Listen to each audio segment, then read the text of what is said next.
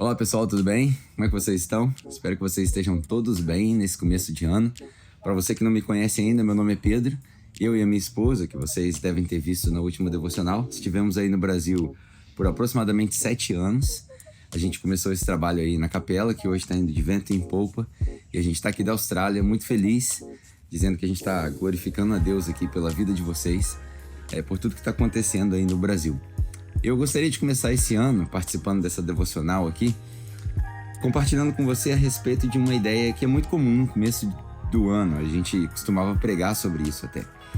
Eu quero falar para você sobre resoluções. Sabe aquele conjunto de coisas que você escreve no começo do ano? Eu vou para academia, eu vou ficar mais saudável, eu vou comer uma comida mais saudável, eu vou perder peso, né? Todo mundo faz resoluções. O meu negócio vai fazer isso e aquilo e tal. E a gente escreve e geralmente essas resoluções não duram 30 dias, principalmente as da academia, né? Eu culpado disso. Enfim, quero falar para você a respeito da melhor resolução que você pode ter. A resolução de seguir a Cristo de verdade. A resolução de resolver seguir a Cristo e mais nada. De resolver, como Paulo disse, por exemplo, conhecer a Cristo e Cristo crucificado e mais nada.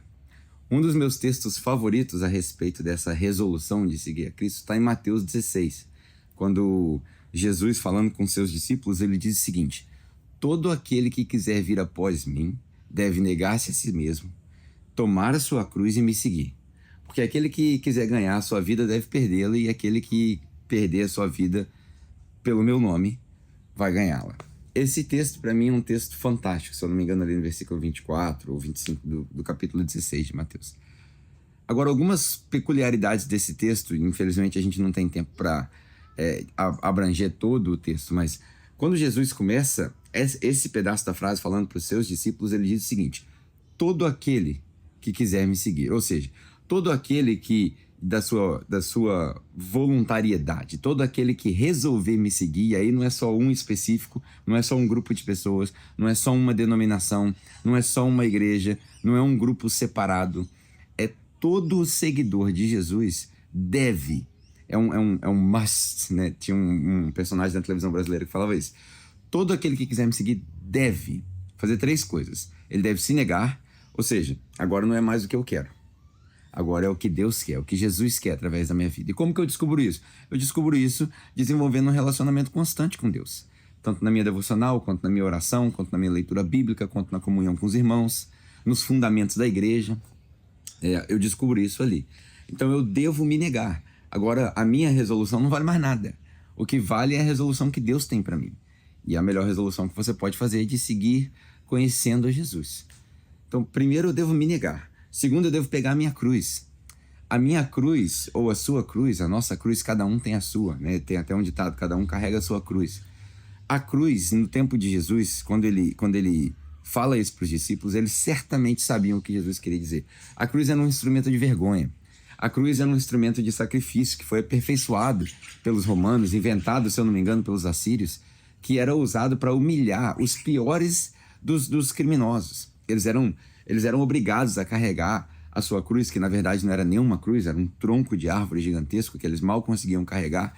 E eles eram obrigados a carregar pelo menos um pedaço daquela cruz até que chegasse no ponto da sua crucificação, para ali ser construída a cruz. Se você já viu o filme Paixão de Cristo, você deve ter percebido isso.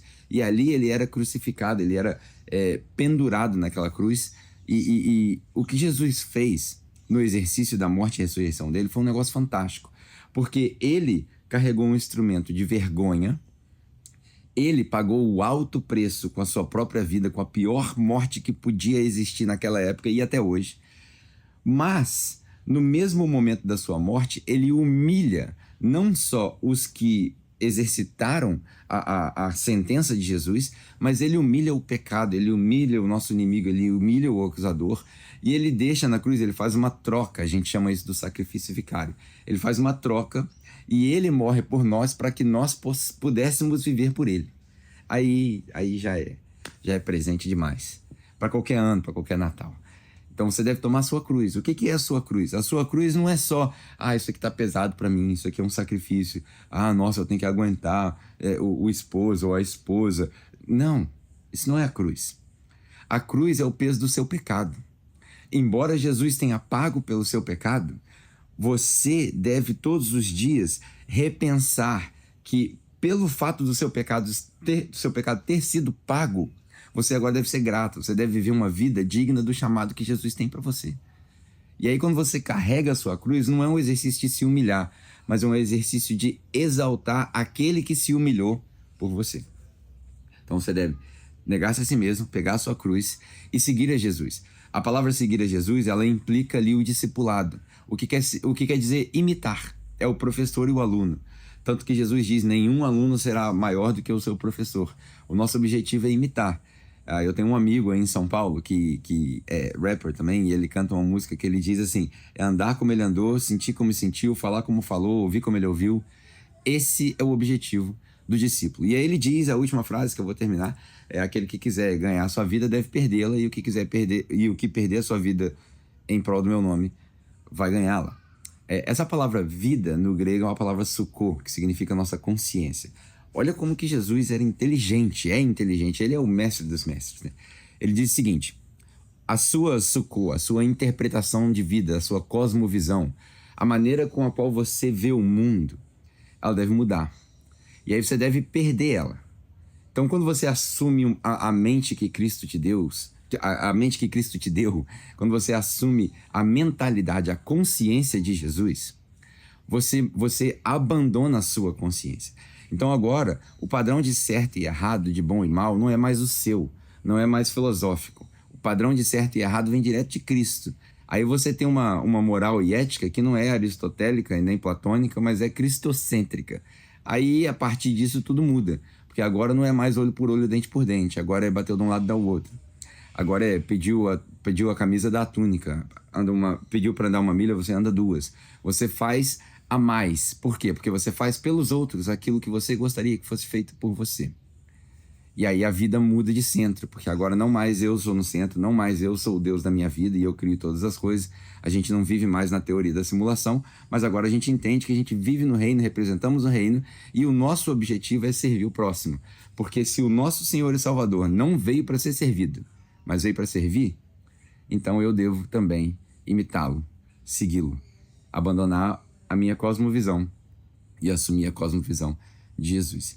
Esses versículos do capítulo 16 de Mateus formam uma ótima resolução para você de ano novo. Quer fazer um voto de ano novo? Eu voto abandonar minha consciência e assumir a consciência de Jesus. Eu voto me negar todos os dias, eu voto pegar minha cruz e eu voto seguir Jesus. Esse é um ótimo voto. Eu espero que isso tenha te abençoado. Me desculpe se passou do tempo que deveria passar. Use essa devocional, compartilha com quem você quiser, medita nela, mas mais importante, bem-aventurado é o homem que ouve minhas palavras e as põe em prática. Então põe em prática isso que você ouviu, tá bom? Deixa eu orar por você. Deus, eu quero te agradecer por todos aqueles que vão assistir essa mensagem, seja no YouTube, seja nos canais privados ali da capela. E quero te pedir especificamente a respeito dessa devocional, que o Senhor nos ajude a colocá-la em prática, que o Senhor nos ajude a abandonar a nossa cosmovisão, a nossa interpretação de mundo, e que o Senhor nos ajude a todos os dias considerar o nosso pecado, que foi pago na cruz, pelo sacrifício do seu Filho, e que nós possamos ver de uma maneira digna do seu chamado, coerente com o seu chamado, deixando que a nossa luz brilhe no mundo para que os homens vejam as nossas boas obras e se arrependam. Peço, Pai, que o Senhor continue abençoando ali todos aqueles que trabalham no Evangelho arduamente, não só na capela, mas nas igrejas ali em Volta Redonda, no Rio, no Brasil, espalhadas pelo mundo. E que o Senhor nos dê um ótimo ano de 2025 na sua presença, sempre em busca da batida perfeita. Em nome de Jesus. Amém.